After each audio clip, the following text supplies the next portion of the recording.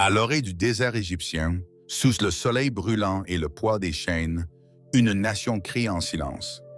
Pourquoi le Dieu qui a promis des bénédictions à Abraham a-t-il permis à ses descendants de souffrir en captivité pendant 400 ans?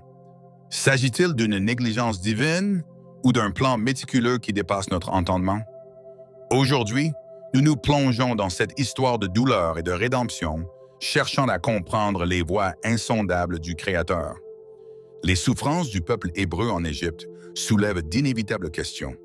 Qu'est-ce que Dieu leur enseignait et nous enseigne à travers une telle épreuve? Et comment cette histoire fait-elle écho à la trajectoire de nos propres vies? Ces questions résonnent parce que, à un moment donné, nous sommes tous confrontés à des périodes de difficultés qui semblent disproportionnées par rapport aux promesses que nous portons. Pour commencer à y répondre, il nous faut revenir au début. Bien avant que les Hébreux ne deviennent esclaves en Égypte, il y avait un homme appelé Abraham. Dans une vision, Dieu lui a dit quelque chose qui pourrait sembler contradictoire avec la promesse de bénédiction. « Sache que tes descendants seront des étrangers dans un pays étranger, où ils seront asservis et opprimés pendant 400 ans. Mais je punirai la nation qui les asservira, et ils repartiront ensuite avec de nombreux biens. » Genèse 15, 13, 14. Imaginez que vous entendiez cela. Abraham, un homme qui a tout quitté pour obéir, est maintenant confronté à la perspective de la souffrance pour ses descendants. Pourtant, même dans cette annonce, il y avait de l'espoir. Dieu a promis non seulement de juger la nation oppressive, mais aussi de racheter et de bénir ses enfants. Cette première promesse plante le décor de ce qui va suivre. L'histoire se poursuit jusqu'à l'époque de Joseph, le fils de Jacob, qui a été vendu comme esclave par ses propres frères. Ce qui semblait être un acte de trahison et de destruction est devenu le premier pas vers la préservation du peuple de Dieu. Joseph, guidé par des rêves divins, s'est élevé au rang de gouverneur de l'Égypte, préparant le pays à affronter une grave famine. Lorsque la famine a frappé Canaan, la famille de Joseph s'est réfugiée en Égypte, trouvant refuge et prospérité dans le pays de Goshen. Cependant, comme toute chose dans la vie, cette paix n'a pas duré éternellement. Après la mort de Joseph, un nouveau pharaon est arrivé au pouvoir. Il ne connaissait pas Joseph ni l'histoire de sa fidélité. Observant la croissance numérique des Hébreux, il les considère comme une menace. Et s'ils s'alliaient à nos ennemis et se battaient contre nous? Pharaon a donc transformé un peuple prospère en esclaves, en leur imposant des travaux forcés et en essayant de briser leur esprit. L'ordre était clair, construire des villes pour le pharaon et porter des fardeaux sous un soleil impitoyable. Mais plus on les opprimait, plus ils grandissaient. Cette croissance, à la fois numérique et spirituelle, était le reflet du plan divin. Dieu ne façonnait pas seulement une famille élargie, mais une nation. Pendant les nuits de fatigue, alors qu'ils se reposaient dans la belle étoile, les Hébreux racontaient l'histoire de leur patrimoine. Ils parlaient d'Abraham, d'Isaac et de Jacob, des promesses de Dieu et de l'avenir qui, malgré les circonstances, leur semblait prometteur. Même au milieu de la souffrance, Dieu était présent. Chaque larme versée, chaque cri étouffé par le désert était entendu par lui. Sa présence, bien que souvent invisible, était là, soutenant et guidant. Peut-être avez-vous déjà ressenti cela dans des moments de douleur en vous demandant si Dieu vous écoute. L'histoire des Hébreux nous l'assure, il écoute toujours. L'oppression, cependant, a apporté un but plus important. En Exode 1:12, nous lisons « Plus il les opprimait, plus ils devenaient nombreux et plus ils s'étendaient. » La souffrance n'était pas seulement un fardeau, mais aussi une préparation. Dieu se servait de l'adversité pour purifier le cœur de son peuple et lui apprendre à ne dépendre que de lui. Entourés d'une culture idolâtre, où de faux dieux étaient adorés dans des temples majestueux, les Hébreux avaient besoin de se rappeler qu'ils appartenaient à un Dieu différent, unique et vrai. L'esclavage n'était pas une fin, mais un processus de transformation. Lorsque nous regardons notre propre vie, nous voyons comment les difficultés peuvent agir comme un feu d'affinage, éliminant ce qui est inutile et révélant ce qui est essentiel. Dieu n'a pas permis aux Hébreux d'oublier leur identité. Malgré la souffrance, ils sont restés fidèles à l'histoire de leurs ancêtres et aux promesses de Dieu. Le moment venu, le cri du peuple est monté jusqu'au ciel. Exode 2, 23-25 dit « Les Israélites gémissaient sous la servitude et criaient, et leur cri parvenait à Dieu. Il entendit leurs gémissements et se souvint de son alliance avec Abraham, Isaac et Jacob. Il regarda les Israélites et vit leur situation. Ces mots nous rappellent avec force que Dieu n'est pas indifférent à la souffrance. Il voit, entend et agit. La réponse de Dieu est venue par l'intermédiaire d'un homme qui jusqu'alors semblait peu apte à accomplir cette tâche. Moïse, né à une époque où tous les garçons hébreux étaient condamnés à mort, a été sauvé des eaux du Nil et élevé dans le palais de Pharaon. Bien qu'il ait grandi en tant que prince d'Égypte, il n'a jamais oublié ses racines. À la suite d'un incident tragique, il s'enfuit dans le désert de Madian, où il vécut pendant 40 ans comme berger. C'est là, dans le désert, que Moïse a rencontré Dieu dans un buisson ardent. Le Seigneur l'appelle à conduire le peuple d'Israël hors d'Égypte. Imaginez l'incrédulité de Moïse. Lui, un homme exilé, était maintenant choisi pour affronter Pharaon et libérer une nation entière. Mais Dieu ne choisit pas les élus, il leur donne les moyens d'agir. C'est ainsi que le bâton à la main et la promesse au cœur, Moïse retourne en Égypte. L'histoire du peuple hébreu nous enseigne de profondes leçons sur la persévérance, la foi et le but à atteindre.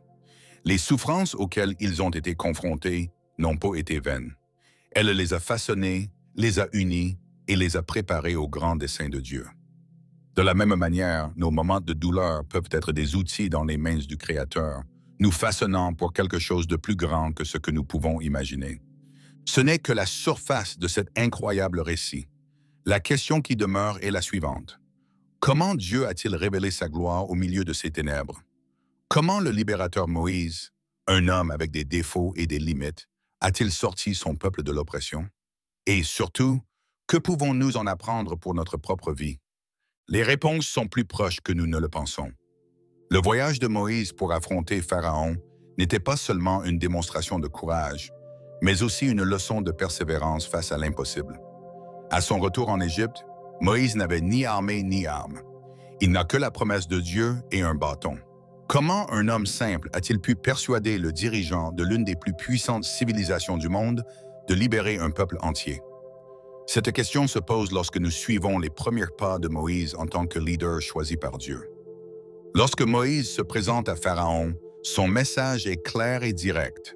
« Ainsi parle l'Éternel. Laisse aller mon peuple, afin qu'il m'adore dans le désert. » Exode 5:1. La réponse de Pharaon était prévisible. Il rejette l'ordre et déclare « Qui est le Seigneur pour que je lui obéisse et que je laisse partir Israël? Je ne connais pas l'Éternel et je ne laisserai pas aller Israël. » Exode 5:2. Ce refus a déclenché une série d'événements qui allaient révéler non seulement la puissance de Dieu, mais aussi l'endurcissement du cœur humain lorsqu'il est confronté à la vérité divine.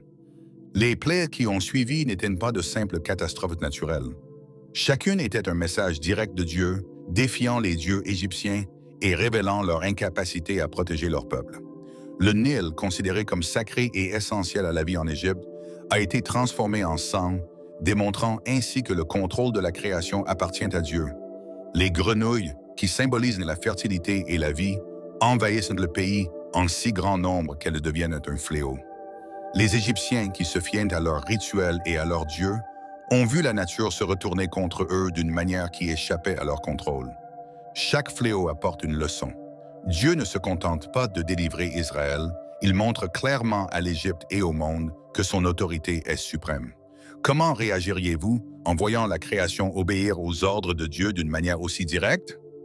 Ces démonstrations de puissance rappellent à toutes les nations qu'il n'y a pas d'autre Dieu que l'Éternel. Malgré cela, Pharaon a continué à s'endurcir. Il reculait momentanément, promettant de libérer les Hébreux, mais revenait en arrière chaque fois que la peste s'arrêtait. Ce cycle de promesses non tenues soulève une question importante. Combien de fois résistons-nous à la volonté de Dieu, même lorsque l'évidence de sa souveraineté est devant nous? Comme Pharaon, nous avons tendance à chercher des raccourcis, à ignorer l'appel de Dieu, jusqu'à ce que nous soyons confrontés aux conséquences. Alors que les fléaux ravageaient l'Égypte, quelque chose d'extraordinaire se passait chez les Hébreux. Dieu a protégé son peuple, démontrant qu'il ne l'avait pas seulement entendu, mais qu'il se souciait également de lui. Dans Exode 9:4, nous lisons que Dieu a épargné les troupeaux des Hébreux pendant la peste qui a anéanti les animaux égyptiens. Cet acte de protection n'était pas seulement physique. C'était un signe que l'alliance de Dieu avec Abraham, Isaac et Jacob restait intacte. Il n'a pas oublié sa promesse, même au milieu du chaos. Le point culminant de cette séquence a été la dernière plaie, la mort des premiers-nés. Avant cet événement, Dieu avait donné des instructions claires au peuple hébreu. Chaque famille devait sacrifier un agneau sans tache et marquer les portes de leur maison avec son sang. Cet acte de foi garantissait que l'ange de la mort passerait par leur maison et épargnerait leur premier-né. C'est ainsi que naquit la Pâque, un moment dont on se souviendra pendant des générations comme d'un symbole de délivrance et de protection divine. Imaginez la tension qui règne ce soir-là. Les familles hébraïques, réunies dans leur maison, attendent en silence que la mort traverse l'Égypte. À l'extérieur, les cris des Égyptiens résonnaient, mais à l'intérieur des maisons éclaboussées de sang, la sécurité régnait. Cette scène souligne non seulement la puissance de Dieu, mais aussi l'importance de l'obéissance et de la foi. Le sang sur les portes rappelle que le salut vient du Seigneur. Après cette dernière plaie, Pharaon finit par céder. Il ordonne aux Hébreux de partir. Les libérant après des siècles d'esclavage. La sortie d'Égypte n'est pas discrète. C'est une procession triomphale où le peuple emporte les trésors de ses oppresseurs, comme Dieu l'avait promis à Abraham des siècles auparavant. Cependant, ce qui semblait être la fin des souffrances était en fait le début d'un nouveau chapitre. Alors qu'ils se dirigeaient vers la liberté, les Hébreux se sont heurtés à un obstacle apparemment insurmontable, la mer Rouge. Poursuivis par l'armée égyptienne, ils se retrouvent pris au piège. Le désespoir s'empare d'eux. C'est pour cela que tu nous as amenés ici, Moïse, pour mourir dans le désert. Ces mots résonnent dans le camp, révélant la peur et le doute qui imprègnent encore le cœur du peuple. C'est alors que Dieu accomplit l'un de ses miracles les plus mémorables. Sur ses instructions, Moïse étend son bâton et la mer se fend, ouvrant un chemin sec pour le passage du peuple. Cette scène n'était pas seulement un miracle physique, c'était un symbole du pouvoir de Dieu d'ouvrir des chemins là où il n'y a pas d'issue. Alors que les Hébreux traversent, probablement stupéfaits par la grandeur de l'événement, les Égyptiens qui les poursuivent sont détruits lorsque les eaux se referment. Ce moment marque le début d'un nouveau voyage. Les Hébreux étaient désormais libres, mais ils devaient encore apprendre à vivre en tant que peuple de Dieu. Dans le désert, ils allaient devoir relever des défis qui allaient les façonner en tant que nation. Dieu les guiderait en leur fournissant de l'eau et de la nourriture, mais il les mettrait aussi à l'épreuve, leur apprenant à faire confiance à ses provisions et à obéir à ses lois. Le désert était plus qu'un voyage physique, c'était un lieu de transformation spirituelle. C'est là que les Hébreux ont appris à se libérer des influences de l'Égypte et à embrasser leur identité de peuple élu. Dieu ne se contentait pas de les libérer de l'esclavage physique, il les libérait spirituellement, les préparant à recevoir sa loi au mont Sinaï. Les leçons de l'Exode ne s'arrêtent pas au désert. Elles se répercutent jusqu'à aujourd'hui. Dans nos propres moments de difficulté, nous sommes mis au défi de faire confiance à Dieu, même lorsque nous ne voyons pas d'issue. Comme les Hébreux, nous sommes appelés à nous souvenir que Dieu est fidèle à ses promesses et qu'il utilise même les situations les plus difficiles pour accomplir ses desseins. Mais comment cette transformation dans le désert a-t-elle préparé les Hébreux à ce qui allait suivre? Et comment leur voyage reflète-t-il nos propres expériences? La réponse se trouve dans la conclusion de cette incroyable histoire, qui révèle le plan divin dans toute sa plénitude. Le désert, bien qu'il puisse sembler être un endroit stérile et vide, a été la salle de classe choisie par Dieu pour enseigner au peuple hébreu des leçons de foi, de confiance et de dépendance. Pendant 40 ans, ils ont marché dans cette immensité, non seulement pour atteindre la terre promise, mais aussi pour que le désert traverse leur cœur, le purifie et le transforme en une nation consacrée à Dieu. Cette période a été marquée par des défis physiques et spirituels, chacun ayant un but plus important. La provision de Dieu dans le désert est l'une des démonstrations les plus claires de la sollicitude de Dieu. Lorsque la soif les a frappés et qu'il n'y avait pas d'eau, il a fait jaillir une source d'un rocher. Lorsque la faim les a frappés, il a envoyé la manne du ciel, une nourriture qui apparaissait chaque matin, en quantité suffisante pour répondre aux besoins de chaque jour. Lorsqu'ils avaient besoin de viande, les cailles arrivaient au camp à la tombée de la nuit. Ces actes n'étaient pas seulement des manifestations de subsistance physique, mais aussi un rappel constant que Dieu était avec eux et que tout ce dont ils avaient besoin venait de lui. Cependant, il n'était pas facile pour les Hébreux de faire entièrement confiance à Dieu. À maintes reprises, ils ont murmuré contre Moïse et se sont demandé si Dieu était vraiment là. Même après tant de miracles, la peur et le doute s'emparaient souvent de leur cœur. Combien de fois dans notre propre vie avons-nous éprouvé cette même difficulté à faire pleinement confiance, même après avoir constaté la sollicitude de Dieu à des moments critiques? Au mont Sinaï, Dieu a révélé le but de tout ce voyage. C'est là qu'il a donné sa loi à Moïse, établissant une alliance éternelle avec le peuple. Imaginez la grandeur de ce moment. Les éclairs illuminant le ciel, le tonnerre résonnant dans les montagnes et la présence de Dieu couvrant la montagne. Les tables de la loi n'étaient plus seulement un ensemble de règles, mais l'expression du caractère de Dieu et la base de la manière dont le peuple devait vivre, reflétant sa sainteté. Le don de la loi était une invitation pour le peuple d'Israël à vivre selon le but pour lequel il avait été appelé, être une nation sainte et séparée. Cependant, alors que Moïse se trouvait sur la montagne pour recevoir ses instructions, le peuple a montré à quel point il était encore enlisé dans de vieilles habitudes et influences. Impatients et pleins d'incertitudes, ils ont décidé de construire un veau d'or pour l'adorer.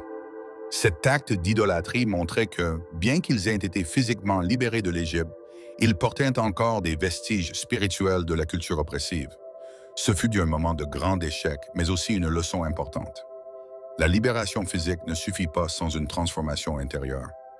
Dieu, dans son infinie miséricorde, n'a pas abandonné le peuple même après cet acte de rébellion. Il a renouvelé son alliance, montrant que son amour et sa patience dépassent nos défauts. Ce renouvellement n'était pas seulement un acte de grâce, mais un rappel que Dieu est toujours prêt à nous donner une autre chance, même lorsque nous commettons des erreurs.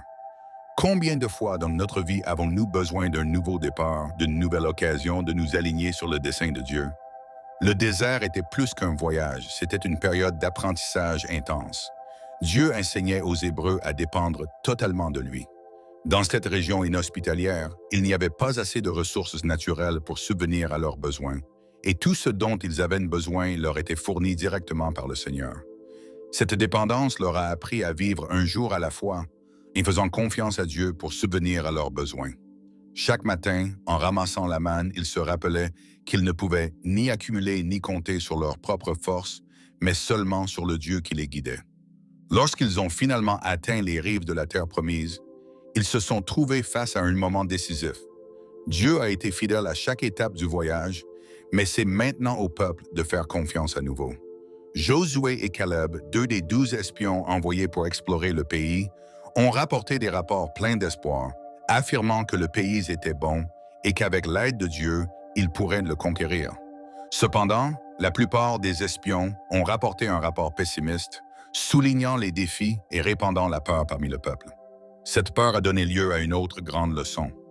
Lorsque nous préférons le doute à la foi, nous retardons l'accomplissement des promesses de Dieu. Le retard dans l'entrée dans la terre promise a été douloureux, mais il n'a pas annulé le plan de Dieu. Dieu est resté fidèle, travaillant dans le cœur du peuple pendant les années d'attente. Cette fidélité nous rappelle que même lorsque nous échouons, Dieu ne nous abandonne pas. Il continue à travailler dans nos vies, nous façonnant de manière à ce que nous soyons prêts à recevoir ses bénédictions au bon moment. Sous la direction de Josué, les Hébreux ont finalement traversé le Jourdain et sont entrés dans la terre promise. Une fois de plus, Dieu a accompli un miracle impressionnant. Comme à la mer Rouge, les eaux du Jourdain se sont ouvertes, permettant au peuple de passer à pied sec.